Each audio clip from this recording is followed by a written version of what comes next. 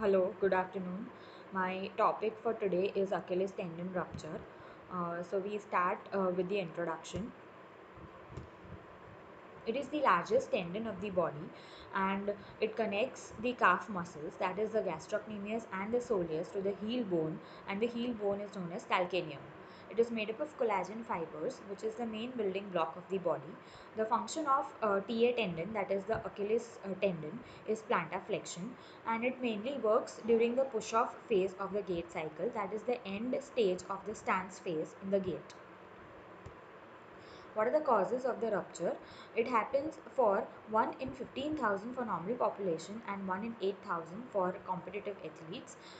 The common age is between 30 to 50 years and it usually ruptures suddenly, that is without any warning, and there is forceful push off or any lunging type movement during any sports such as tennis, squash, badminton, and at that time the tendon gets ruptured.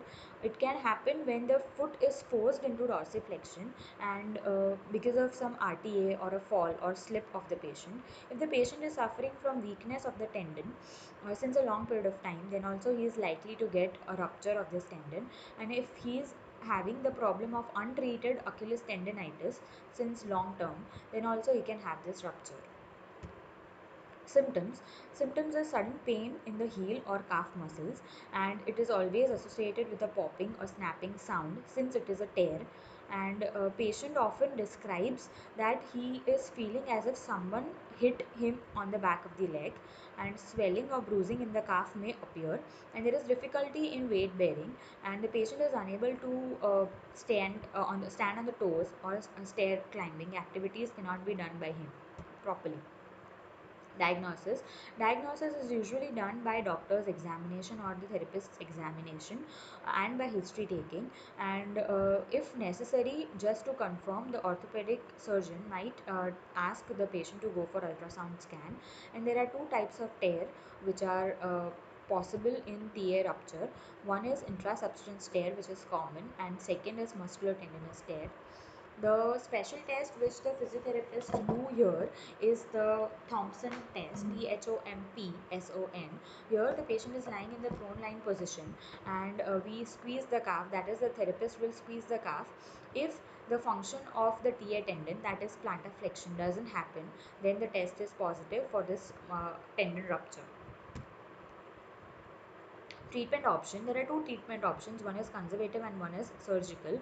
Usually they prefer conservative because the outcomes of both of them are same as per research.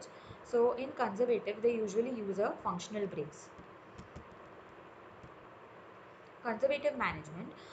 Below knee plaster cast is given for first 2 weeks. After first 2 weeks of immobilization, the functional brace is given for next 2 weeks. The name of this brace is Faycobbed boot. In both of the above, the foot is kept in plantar flexion position. It is worn for throughout the day, that is 24/7. And the only risk for this conservative treatment is if the patient is if the patient is having the risk of coagulation, then he might suffer from DVT, that is deep vein thrombosis, and there is reduction of the strength of the lower limb muscles because of immobilization. And so in such patients, to avoid the risk of DVT, they usually give anticoagulants. Indications for surgery is a re-rupture elite athletes who has to go back to his work as early as possible. So for such an athlete, surgery is the only option. And the last indication for surgery is delayed healing. Coming on to the PT management, in phase 1, which is the rest phase, the goals of a physiotherapist is protect the tendon, minimize the pain and swelling, and rest and recovery. So in this phase, that is first 2 weeks, the foot is in the equinus position and toe touch weight bearing is allowed with crutches, and hip, knee, toes have to be undergoing active range of motion exercises just to maintain the muscle properties. Plaster cast is kept on all the times, and no physiotherapist for ankle, no PT movement or no physiotherapy for ankle in this stage, and there is rest and elevation as much as possible. So this was all about the first 2 weeks. Coming on to the stage two, that is week second to week fourth. Here the brace is on, that is wake up the boot in plantar flexion, and full weight bearing is allowed with the boot, so that the foot will go from plantar flexion till the neutral position, and boot is worn 24/7. The swelling is controlled by elevation, and upper limb activities are started now, along with the hip knee strengthening exercises, plus core strengthening exercises is also started in this stage. We all know that it is very important to maintain the core muscles because there is an entire kinetic chain. For example, if the core is weak, then it can affect the distal most joint of the body. Means the distal most joint of the body will not function properly if the core is weak. So it is very necessary to strengthen the core muscles in each and every condition, orthopedic condition. So here is the picture of the functional brace which we talked about, which the patient is wearing from week second to week fourth, and the name is Wake Up the Boot. Coming on to second phase, here the main aim of the physiotherapist is to maintain the muscle strength and range of motion, to increase the muscle strength and range of motion. Stage here, coming on to the third stage, which is from week fourth to week 7, and here some degrees of dorsiflexion is allowed, and again full weight bearing with crutches. Crutches are only given for support and elevation of the limb, to reduce the swelling, protect the healing of the tissue, and maintain the core, hip, knee, and upper limb strength. So this was all about stage 3. Now coming on to stage 4, we are still in the second phase. So this stage 4 is from week 7 to week 9, and full weight bearing with the boot. The foot is gently pointing upwards, means the patient will be asked to do some amount of dorsiflexion till he is feeling some tension in the TA part, the tendo Achilles part. If the amount of the tension is more, then he has to stop at that point, because further dorsiflexion is not allowed, because still the uh, tendon might not be healed properly. That's why he is feeling more amount of tension there. Strengthening exercises, a plantar flexion, inversion, eversion with the TheraBand is done, and at here there is no dorsiflexion with the TheraBand. That will happen in the next stage. So strengthening exercises with the TheraBand only of plantar flexion, inversion, eversion. Okay, that has to be remembered. And active dorsiflexion is done by the patient till he feels the stretch in the TA part. Balance and proprioception exercises are started, and static cycle is given here if the pain is low.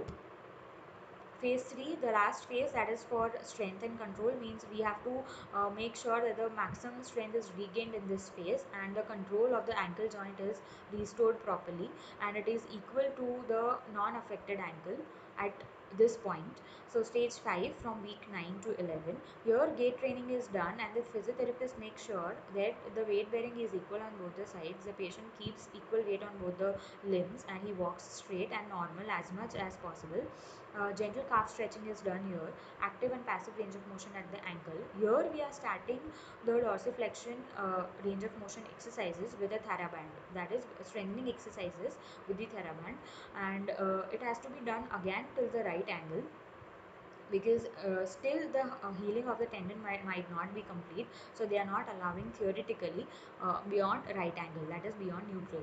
Okay, static cycle with low resistance, and seated heel raises. Again, it is all this all is for theory purpose, and if practically if the patient is allowing, because we are one side we are telling that gentle calf stretch is allowed, and on the other side we are telling that TheraBand exercises is done only till the right angle. So if the patient is comfortable and if it is pain free, then we can continue the dorsiflexion exercise with TheraBand beyond the right angle, that is beyond neutral. So it will always differ from the patient to patient. Next is, in this phase, we are starting stair climbing, progress walking to small up slopes and down slopes, and functional activities as required. Here are the few examples of functional activities. This is the patient is standing on the balance board, and he is just balancing himself. Here the duration has to be increased with the subsequent sessions, and what else can be done? Initially support can be given, and later on in later stages the support has to be removed. Here the patient is standing on one leg on the trampoline and he is holding the ball. The therapist can ask to throw the ball and the therapist will catch it on the other end. So on one end the patient is doing functional activity with the balance on the trampoline. So two things are done together. You can see the eversion movement is done using the TheraBand,